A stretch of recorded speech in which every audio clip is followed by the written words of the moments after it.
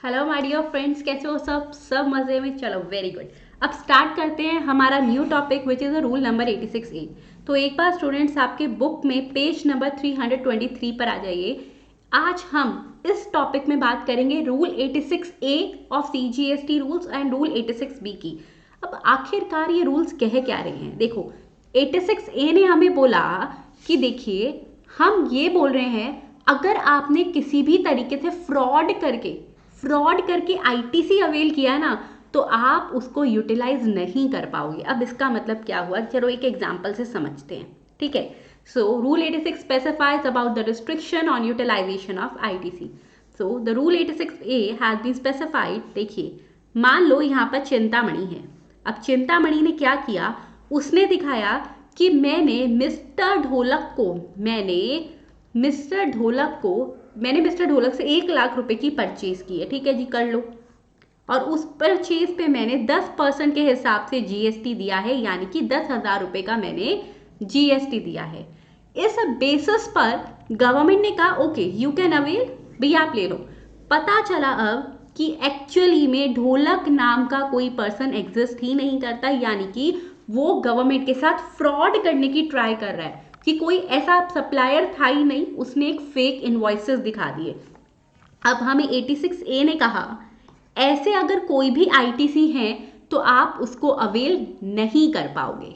ठीक है, समझ आया। चलो अब बात आती है कि किसको पावर दी गई है, कैसे पावर दी है, इसके बारे में यहाँ पे बात करेंगे। अब एक नया रूल जो 86A है उसने स्टूडेंट्स कमिश्नर या फिर ऑफिसर ऑफ जीएसटी ऑफिसर को ये पावर दी है कि आप इस आईटीसी पर रिस्ट्रिक्शन लगा सकते हो। अब बात आई ऑफिसर कौन से वाला, कोई भी ऑफिसर नहीं, या तो कमिश्नर होना चाहिए या फिर वो जीएसटी ऑफिसर जिसकी रैंक एटलीस्ट असिस्टेंट कमिश्नर या उससे ऊपर की हो, यानी कि वो असिस्टेंट कमिश्नर से नीचे की रैंक पर नहीं होना चाहिए। ठीक है, क्योंकि बहुत बड़ी बात है, आप किसी को ये कह रहे हो कि हम आपका आईटीसी रिस्ट्रिक्ट कर रहे हैं। ठीक है, सो आप ऐसे ही नहीं कर सकते, you need a factual proof. और इस डिसीजन को लेने के लिए ना कोई एक अच्छी खासी पावर चाहिए। तो वो पावर किसको दी है, कमिश्नर को या फिर GST officer who is not below the rank of an assistant commissioner. ठीक है, अब यहां पर बात आई कि कौन कौन से ऐसे सर्कमस्टांसेस होंगे जिसमें कि जीएसटी को जो है वो वहां पर रिस्ट्रिक्ट करेंगे। पहले तो बात समझना, जब भी हमको आईटीसी, हमने कहा ये हमारा आईटीसी है। ठीक है, अब वो आईटीसी हमारा इलेक्ट्रॉनिक क्रेडिट लेजर में शो हो रहा है, yes it is showing in the electronic credit laser in fact, फिर भी नहीं ले सकते, नहीं, क्योंकि पावर दी कि रिस्ट्रिक्ट कर दो, चाहे उनके ईसीएल में शो हो रहा हो फिर भी रिस्ट्रिक्ट कर दो। अब इलेक्ट्रॉनिक क्रेडिट लेजर क्या होता है, जो भी हमारा आईटीसी होता है इनपुट टैक्स क्रेडिट, जैसे जब हम पेटीएम में कुछ पासबुक में अपनी जो पेटीएम के हमारा वॉलेट होता है, वॉलेट में पैसे डालते हैं, पेटीएम वॉलेट में शो होता है, यस सिमिलरली जितना भी हमारा आईटीसी है वो हमारी पेटीएम वॉलेट की तरह जीएसटी पोर्टल पर होता है, इलेक्ट्रॉनिक क्रेडिट लेजर वहां शो होता है। ठीक है, तो उन्होंने कहा वहां का अमाउंट भी रिस्ट्रिक्ट कर देना। अब वो कौन सी सर्कमस्टांसेस हैं, एक बार याद करो सेक्शन 16 का स्टूडेंट्स याद कर लीजिए, सब सेक्शन नंबर 2। वहां मैंने आपको क्या पढ़ाया था, मैम वहां आपने पढ़ाया था conditions to avail ITC, am I right, yes. अब ये उन्हीं कंडीशंस के आसपास पॉइंट घुमाएगा। पहला, वहां कंडीशन क्या थी कि भाई आपने जो है ना एक्चुअल में सर्विसेज जो है या गुड्स रिसीव की हो, इसने कहा अब अगर आपने विदाउट रिसीविंग गुड्स और सर्विसेज आईटीसी अवेल नहीं कर पाओगे, हम रिस्ट्रिक्ट कर देंगे। ठीक है, सो पहली आ गई यहाँ पर कि अगर उसने गुड्स या सर्विसेज रिसीव नहीं करी थी लेकिन उसने क्या किया, दिखा दिया, देखो टैक्स इनवॉइसेस हैं, क्योंकि वो एक्चुअल में फेक होते हैं, टैक्स इनवॉइस है, वैलिड डॉक्यूमेंट्स है, उसके बेसिस पे मैं आईटीसी लूंगा, नहीं। इफ विदाउट रिसीविंग गुड्स और सर्विसेज आपने एक्चुअल रिसीव नहीं करा तो नहीं ले पाओगे।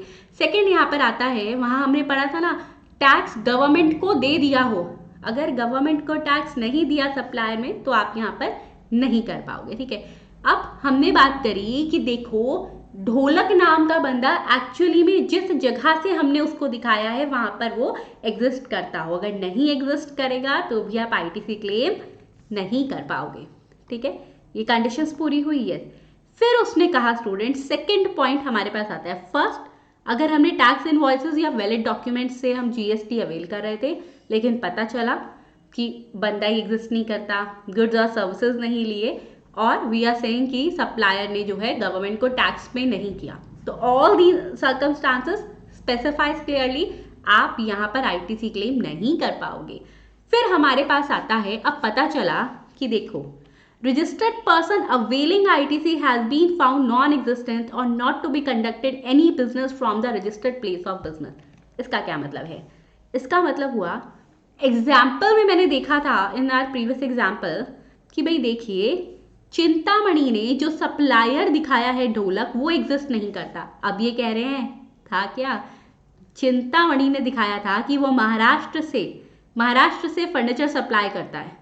वहां जाकर देखा क्या चिंतामणि एक्चुअल में महाराष्ट्र से फर्नीचर सप्लाई कर रहा है? नहीं, करता ही नहीं था, यानी वो ऐसे किसी बिजनेस में ही नहीं था। मैम बट वो ऐसा क्यों करते होंगे? क्या होता है, घर के लिए आप कुछ खरीद रहे हो, कुछ भी, हमें लगता है अरे यार इतना सारा जीएसटी पे कर आए हैं, आईटीसी कैसे ले, फेक बिजनेस दिखा देते हैं तो नहीं कर पाएगा। ठीक है, आईटीसी उसका रिस्ट्रिक्ट कर देंगे। ओके, फिर बोले स्टूडेंट्स, या फिर रजिस्टर्ड पर्सन जो आईटीसी अवेल करना चाहता है उसके पास टैक्स इनवॉइस या वैलिड डॉक्यूमेंट्स ही नहीं है। सेक्शन 16 सबसेक्शन 2 की कंडीशन जो है वैलिड डॉक्यूमेंट होना चाहिए, वही नहीं है, तो in all these 3 cases the person can not avail the ITC. Commissioner या फिर GST officer not below the rank of assistant commissioner उसके आईटीसी को रिस्ट्रिक्ट कर देंगे। Okay, I hope you got this point. Next हमारे पास आता है, मैम अब उसने आईटीसी जो है वो अवेल कर लिया था, ठीक है, अब वो रिस्ट्रिक्शन जो है कैसे लगाएगा? तो स्टूडेंट्स क्या होता है, हमने दिखा दिया भाई हम आईटीसी अवेल कर रहे हैं, ओके, रिस्ट्रिक्शन लगानी है, हाँ, कैसे लगाएगा वो उसको ये कह देगा कि भाई अब आप इससे जो है ना तो अपनी रिटर्न भर पाओगे, ना ही आप, क्या होता है, हमने अगर अमाउंट ज़्यादा दे दिया, ठीक है, अब हमारे पास आईटीसी ज़्यादा है, हम उसका रिफंड मंगवाना चाहते हैं अनयूटिलाइज्ड आईटीसी का, तो हम नहीं मंगवा पाएंगे क्योंकि उसने वो आईटीसी को ही अमान्य इनवैलिड कर दिया। ठीक है, अब मैम ऐसे तो कोई 10 साल के बाद आएगा और वो ये कहेगा कि रिस्ट्रिक्शन है नहीं है, तो क्या किया जाए, क्या कोई टाइम पीरियड है क्या? हाँ बिल्कुल है, which is very important for examination. Such restrictions can be imposed for a period of up to 1 year from the date of imposing such restrictions. क्या बोला अब इसने कहा कि अब आपको अगर इस तरीके की कोई रिस्ट्रिक्शन लगानी है ना कि भाई वो सेक्शन 49 के अंदर अपनी आईटीसी लायबिलिटी डिस्चार्ज नहीं कर सकता, वो रिफंड नहीं मंगवा सकता, तो आप जब आपने रिस्ट्रिक्शन लगाई है रूल 86A की, उसके 1 साल के अंदर अंदर आप उसको लगाओगे, उसके बाद में नहीं। ओके, अच्छा अब बात आती है, अगर वो ये रिस्ट्रिक्शन नहीं लगाना चाहते, so is there any option? Yes, there is an option. Commissioner या फिर जो ऑफिसर का है, जो कि ऑथराइज्ड ऑफिसर है जिसकी हम बात कर रहे थे, वो कह दें हम सेटिस्फाई हो गए हैं, कंडीशन फुलफिल हो चुकी हैं, तो ठीक है अब रिस्ट्रिक्शंस की ज़रूरत नहीं है, हम रिस्ट्रिक्शंस हटा रहे हैं। Yes, they can do that. आपको पेपर के लिए बस यहीं तक 86A करना है, उसके बाद का कुछ नहीं करना, बिकॉज उसके बाद का जो प्रोविज़न है ये फरवरी 2020 से अगस्त 2020 तक के लिए एप्लीकेबल था, which is not valid for all of us. ठीक है, सो इसको कट कर दो, हमें यहाँ से कुछ नहीं करना, कुछ नहीं करना, ठीक है, जस्ट कट इट आउट। तो अभी तक जो भी सोचे थे अरे इतना बड़ा प्रोविज़न है, नहीं है बड़ा प्रोविज़न, आपको बस वहीं तक करना है। डन, ग्रेट, समझ आया, चलो very happy for all of you. अब बात आती है रूल 86B की। 86A हो गया, यस। 86B ने क्या कहा, 86A में किसी को भी डाउट है सो प्लीज़ अपने डाउट्स जो हैं फटाफट से क्लियर कर लो, क्योंकि बहुत इंपॉर्टेंट है। ठीक है, जैसे मर्जी आप डाउट्स व्हाट्सएप पे पूछ लो, मेल कर दो, SMS कर दो, ऐप पे पूछ लो, जैसे पूछना है कमेंट्स में पूछ लो, बट जल्दी से अपने डाउट्स क्लियर कर लो। फिर आता है 86B। अब ये 86B क्या है? इसने बोला restriction on use of amount available in electronic credit laser. देखो क्या रहता है, हमारे पास ना मान लो अब 10 लाख का इनपुट टैक्स क्रेडिट है। क्या बोला मैंने, कौन सा पेटीएम वॉलेट अवेलेबल है जहां पर ये शो होगा, तो ये आईटीसी जो है वो इलेक्ट्रॉनिक क्रेडिट लेजर में शो होगा, इलेक्ट्रॉनिक क्रेडिट लेजर में। अब गवर्नमेंट ने कह दिया, जीएसटी डिपार्टमेंट ने कह दिया, मेरी बात सुनो, आप इस आईटीसी को क्लेम नहीं कर पाओगे पूरा। क्यों? उन्होंने कहा देखो आप ना सारा का सारा आईटीसी मत अवेल करो, अगर आपको आउटपुट टैक्स, हम मान लो ये आईटीसी था, उसको 11 लाख की पेमेंट करनी है, अभी एग्जैक्ट अमाउंट्स आपको बताते हैं हम कि किस पे लगेगा ये। उन्होंने कहा अब आप ना 11 में से पूरा 10 अवेल मत करो, आप एक काम करो, और या फिर इसको एक तरीके से और समझो, आपको और क्लैरिटी मिलेगी। मान लो उसकी जो पेमेंट थी ना स्टूडेंट्स, वो पेमेंट ही 9 लाख की थी या अप टू 10 लाख थी, तो फिर तो वो इलेक्ट्रॉनिक कैश लेजर का कुछ यूज ही नहीं कर रहा, पैसा अपने पास से कैश निकाल के तो दे ही नहीं रहा, सारा आईटीसी अवेलेबल है, पहले चलता था। अब गवर्नमेंट ने रिस्ट्रिक्शन लगा दी, दिस सेड आप सिर्फ इलेक्ट्रॉनिक क्रेडिट लेजर में अब जितना आपकी आउटपुट टैक्स लायबिलिटी है, फॉर एग्जांपल 9 लाख, तो आप उस 9 लाख का 99% इलेक्ट्रॉनिक क्रेडिट लेजर से अवेल कर पाओगे, 1% आपको कैश देना पड़ेगा। अब कैश देने का प्रोसीजर क्या होता है? कैश देने का प्रोसीजर होता है, ऑफिसर के पास गए कैश पकड़ा दिया, नहीं जी ऐसा नहीं होता। एक लेजर है इलेक्ट्रॉनिक कैश लेजर, आपको वहां पर एक तरीके से उस वॉलेट को रिफिल करना है, ठीक है, पैसा डाला फिर वहां से पेमेंट करनी है, यस। अब ये प्रोविजन कब लगता है? क्या ये हर पॉइंट पर लगता है? नहीं, ये प्रोविजन हमारा लगता है स्टूडेंट्स, लिखिए यहाँ पर। अच्छा हाँ, एक बात और, नोट्स में रूल 86A को एज इट इज जितना मैंने मार्क करवाया है उसको अपने आप लिखो, अपने आप लिखना, देख के लिखना है तो फिर फायदा ही नहीं है, there is not a scene of the copy paste, एक बार लिख लो जिससे ये क्वेश्चन आपका अभी के अभी पक्का हो जाएगा, ठीक है। अब 86B के लिए नोट्स बनाइए, 86A का स्पेस छोड़ देना क्योंकि वो आपको लिखना है, 86B के नोट्स बनाइए।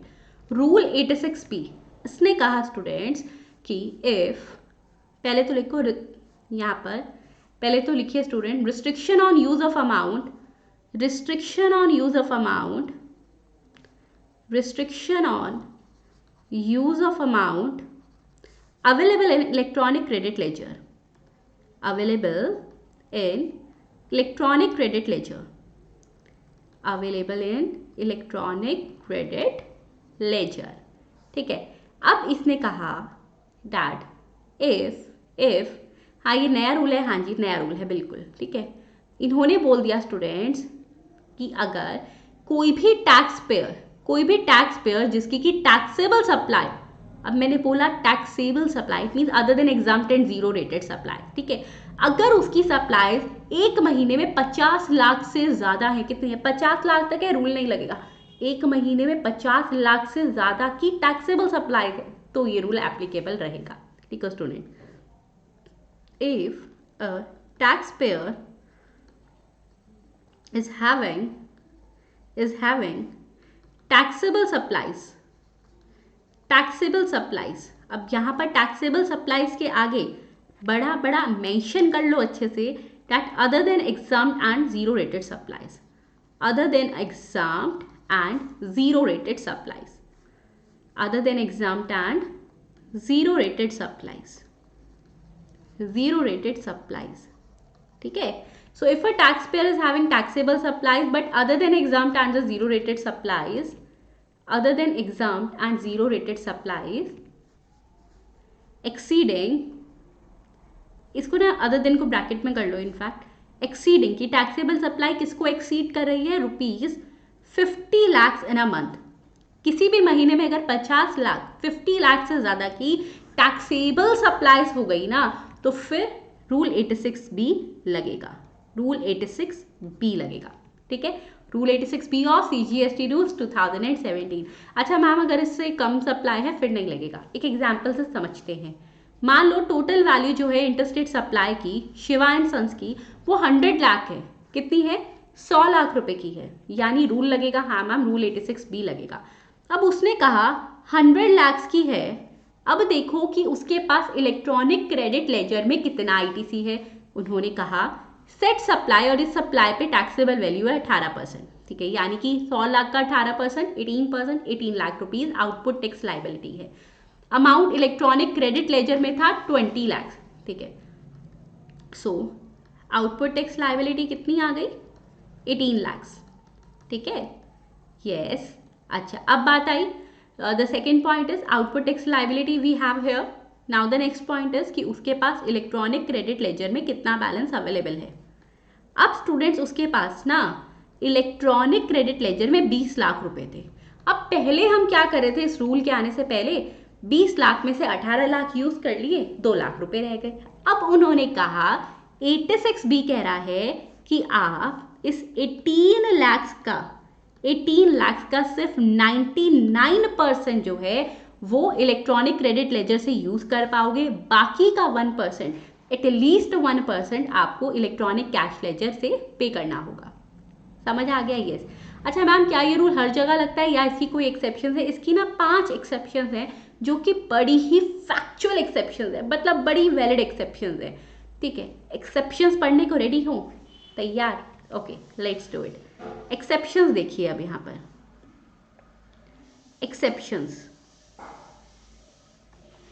एक्सेप्शंस, ठीक है। सो स्टूडेंट, अच्छा हाँ, एक इंपॉर्टेंट बात, एज यू ऑल नो, जैसे कि मैंने आज आपको मैसेज किया था कि आपके पास आज वाला जो सेशन है ना, ये रिकॉर्डेड आ रहा है। ठीक है, अच्छे से इसको कर लेना। साथ ही साथ अब जब ये रिकॉर्डेड है तो what I have done is कि मैंने इसको ना पार्ट्स में बना दिया, जिससे आपको इसकी रिकॉर्डिंग सीखने में और इजी हो जाएगा, क्योंकि बहुत ज़्यादा अल्टीमेट इंपॉर्टेंट टॉपिक है। तो इस सेशन में, इस टॉपिक में आप रूल 86A और 86B अभी कर लीजिए अच्छे से। ठीक है, यस। अब आती है एक्सेप्शंस कि ये रूल कहाँ कहाँ अप्लाई नहीं होगा। तो पहला तो उन्होंने कह दिया कि देखो, अगर किसी पर्सन ने, वो यहाँ से फ्रॉड रोकना चाहते हैं, ठीक है, उन्होंने कहा लेकिन मान लो अगर कोई भी टैक्स पेयर है, कौन सा, सोल प्रोप्राइटर, HUF की बात करें तो कर्ता, पार्टनरशिप फर्म की बात करें तो पार्टनर, कंपनी की बात करें तो होल टाइम डायरेक्टर या मेंबर, किसी ने भी अगर उसके लिए इनकम टैक्स जो है पिछले 2 सालों में 1 लाख रुपए से ज़्यादा का इनकम टैक्स दिया, आप देखो ना, अगर 1 लाख से ज़्यादा का वो इनकम टैक्स दे रहे हैं, it means they are very committed towards the taxation department, वो फेयर वहाँ पर पे करते हैं, तभी तो इतना हाई अमाउंट टैक्स दिया है। फिर हम ये रूल नहीं लगाएंगे क्योंकि वो तो फेयर इनफ है। तो in that case they can utilise the complete ITC available in the electronic credit ledger. ठीक है, so the very first point here is, अगर टैक्स पेयर ने, अब ये टैक्स पेयर देख लो, proprietor, karta, MD, partner, whole time director, member हो गए मैनेजिंग कमेटी के, बोर्ड ऑफ ट्रस्टीज, मतलब कोई भी, उसकी कोई भी की पर्सनल। ठीक है, so tax payer, the very first exception here is, just wait it out. ठीक है, यहाँ पर एक्सेप्शंस लिखो, 5 एक्सेप्शंस आने वाली हैं आपके पास। तो पहली एक्सेप्शन हमारे पास आती है, if tax payer have paid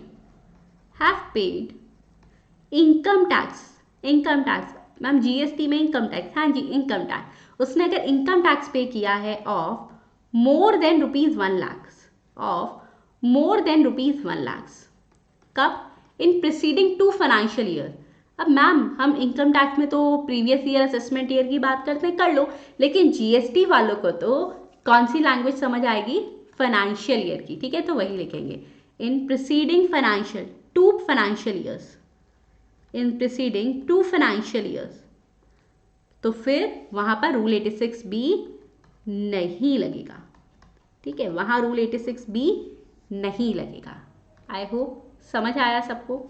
ठीक है, अच्छा मैम, अगर उन्होंने मान लो कि जो है 1 लाख का पे किया था, नहीं 1 लाख से ज़्यादा का, of rupees 1 lakh in preceding 2 financial year each, हाँ जी ईच, ये नहीं है कि मिलाकर किया है, दोनों में अलग अलग कम से कम 1 लाख का इनकम टैक्स पे किया था।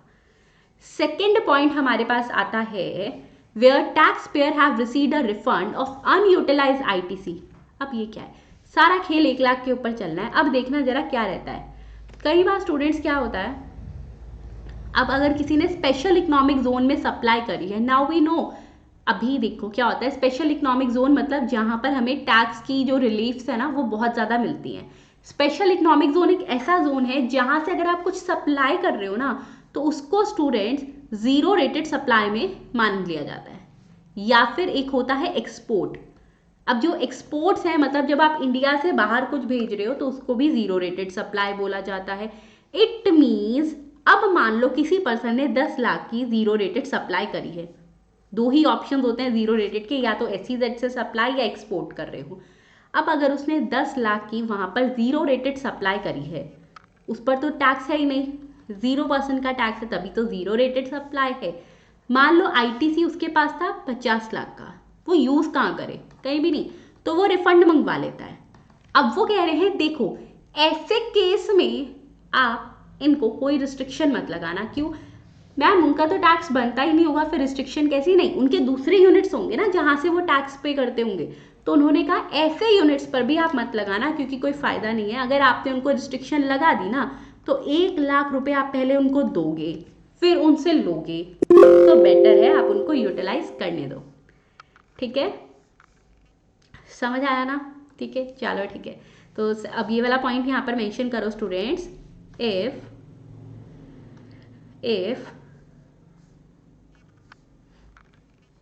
taxpayer have received refund of more than rupees 1 lakh, अगर 1 लाख से ज़्यादा का उसको रिफंड मिला है, due to the zero rated supply. अब एक बात हमेशा ध्यान रखना, जीरो रेटेड सप्लाई का मतलब होता है एक्सपोर्ट और सप्लाईज टू SEZ। ठीक है, एक्सपोर्ट करा है या फिर अगर हमने SEZ को सप्लाई करा है। अच्छा मैम, ये 1 लाख वाला कब देखना है? प्रीसीडिंग फाइनेंशियल ईयर में। ऑब्वियसली अभी ये वाला तो चल ही रहा है ना, तो पिछले वाले साल का देखना है। If tax payer have received refund of more than rupees 1 lakh due to exports और सप्लाई टू SEZ, या फिर SEZ को सप्लाई करा है। ठीक है, अब स्टूडेंट्स एक पॉइंट हमारे पास और होता है which is about the inverted duty structure. अब ये नया टर्म सीखने वाले हो, इन्वर्टेड ड्यूटी स्ट्रक्चर। देखो इन्वर्टेड ड्यूटी स्ट्रक्चर क्या होता है। इन्वर्टेड ड्यूटी स्ट्रक्चर का मतलब होता है जहां पर, अब ये प्रैक्टिकल केस लेके देखते हैं हम क्लोथ डिपार्टमेंट का। जितने भी कपड़ा व्यापारी हैं, क्लोथ बिजनेसमैन है, ठीक है, जिनका गारमेंट्स का काम होता है, वो क्या करते हैं, जब वो खाली कपड़ा खरीदते हैं, एक प्लेन कपड़ा उन्होंने खरीदा जिससे कि वो आगे कोई ड्रेस, कोई सूट, कोई शर्ट बनाएंगे, उस कपड़े के ऊपर GST लगकर आता है 12%। सपोज 1 लाख का रॉ मटेरियल खरीदा कपड़ा, 12% के हिसाब से GST दे दिया 12,000। उसके बाद जब वो इसको शर्ट बना के सेल करेंगे ना, उन पर 5% का GST लगता है। ठीक है, अब 5% का GST लगा मतलब ये जो रेट्स है मैं अजम्पशन लेकर देख रही हूँ। ठीक है, वैसे क्लोथ डिपार्टमेंट में यही होता है। तो अब मान लो उसने कोई शर्ट जो है वो 5,000 की सेल करी, 5% के हिसाब से आउटपुट टैक्स लाइबिलिटी बनेगी ये। अब यहाँ पर ये होता है जहाँ पर आउटपुट टैक्स लाइबिलिटी का रेट कम है, लेकिन इनपुट टैक्स का जो हम टैक्स पे कर आए हैं उसका रेट ज़्यादा है। ऐसे केसेस को कहते हैं इन्वर्टेड ड्यूटी स्ट्रक्चर। अब जो बैलेंस यहाँ रहता है ना, उसका भी रिफंड आता है। तो उन्होंने कहा कि भाई अगर इन्वर्टेड ड्यूटी स्ट्रक्चर की वजह से, लिख लो, थर्ड पॉइंट यहाँ आया, सेकंड ये है third. Same case for inverted duty structure, अगर 1 लाख से ज़्यादा का पिछले साल में रिफंड आया है तो भी वो वहाँ पर ये रिस्ट्रिक्शन उस पर नहीं लगेगी। Same case for inverted duty structure. Okay done, चलो that is inverted duty structure. उसके बाद स्टूडेंट्स बात आती है कि मान लो उसने क्या किया, द टैक्स पेयर। अब क्या था, हर महीने वो ऐसे ही कर रहा था कि 99% यूटिलाइज करता, 1% पे करता, but all these about the estimations, कभी सेल रिटर्न भी हो जाती है। ठीक है, उसकी वजह से अभी तक उसका सब मंथ्स का मिला के इस फाइनेंशियल ईयर में बाकी मंथ्स का क्यूमुलेटिव अमाउंट देखें तो मान लो हम नवंबर की बात कर रहे हैं, अब अप्रैल से अक्टूबर तक जो उसका चल रहा था ना, उसने देखा कि भाई मैं तो हमेशा 1% से ज़्यादा ही इलेक्ट्रॉनिक कैश लेजर का यूटिलाइजेशन कर रहा हूँ। अगर ऐसा है तो फिर उस पर ये रिस्ट्रिक्शन नहीं लगेगी, क्योंकि इस साल में उसने ऑलरेडी 1% से ज़्यादा का वो पे करता ही आ रहा है। ठीक है, सो फोर्थ पॉइंट हेयर इज, समझे ना आप कि हर महीने एस्टीमेट लगाकर पे कर रहा था, तो अगर वो 1% से ज़्यादा पे कर रहा था क्यूमुलेटिव मिलाकर, तो फिर अब उस पर ये रिस्ट्रिक्शन नहीं लगेगी। लिखो स्टूडेंट्स वहाँ पर, the tax payer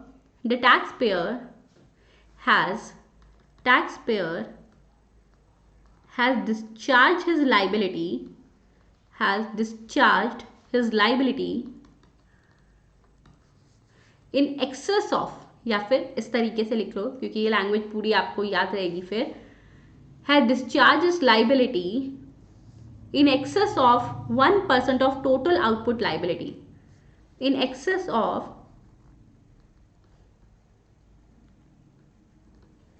1% of total output liability applied cumulatively, अभी तक के लिए हम ये देख रहे हैं, ठीक है। So in excess of 1% of total output liability applied cumulatively, applied cumulatively मतलब इकट्ठा देखा जब हमने, cumulatively up to the said month, up to said month, और कौन से वाले फाइनेंशियल ईयर में, ऑब्वियसली इसी वाले में, तभी तो हम देख रहे हैं भाई, ठीक है ना, अक्टूबर तक वो ज़्यादा ही पे कर रहा था। इन करंट फाइनेंशियल ईयर, अभी मैं इसको एक बार रीड आउट भी करवा देती हूँ, लिखिए अब, tax payer has discharge his liability in excess of 1% of total output liability applied cumulatively up to said month in the current financial year. Okay, चलो, last but not the least point of this session is, अगर tax pair government है, government department है, public sector undertaking है, local authority है या statutory body है, यानी कि अगर टैक्स पेयर जीपीएलएस है, जीपीएलएस है, आजकल क्या है, जीपीएलएस है, ठीक है, अगर टैक्स पेयर जीपीएलएस है तो इस दैट केस भी वहाँ पर क्या रहेगा, उसको ये रिस्ट्रिक्शन नहीं लगेगी। अब यहाँ इस तरीके से लिख लो, if tax payer is GPLS, अब जीपीएलएस ही लिखना तभी याद रहेगा, उसके बाद GPLS, G for government undertaking, P for public sector undertaking, G for government department, P for public sector undertaking, L for local authority, S for statutory body, इनमें से कोई है तो फिर ये रिस्ट्रिक्शन नहीं लगेगी, ठीक है। अगर लेकिन सेम यहाँ पर होता है, कमिश्नर या किसी ऑफिसर को, जो ऑथराइज्ड ऑफिसर है, उनको लगा कि नहीं भाई इन पे रिस्ट्रिक्शन नहीं लगनी चाहिए, तो एज ही में डीम फिट वो इस रिस्ट्रिक्शन को वहाँ पर हटा भी सकते हैं। अब इस सेशन में हमने कर लिया rule 86A and rule 86B। अब आपको मैं आज अभी के लिए 86A और 86B प्रोवाइड कर रही हूँ, बाकी जो है वो हम नेक्स्ट सेशन में डिस्कस करेंगे। Okay, thank you, have a nice day, और अच्छे से कर लेना, डाउट्स हो तो पूछ लेना।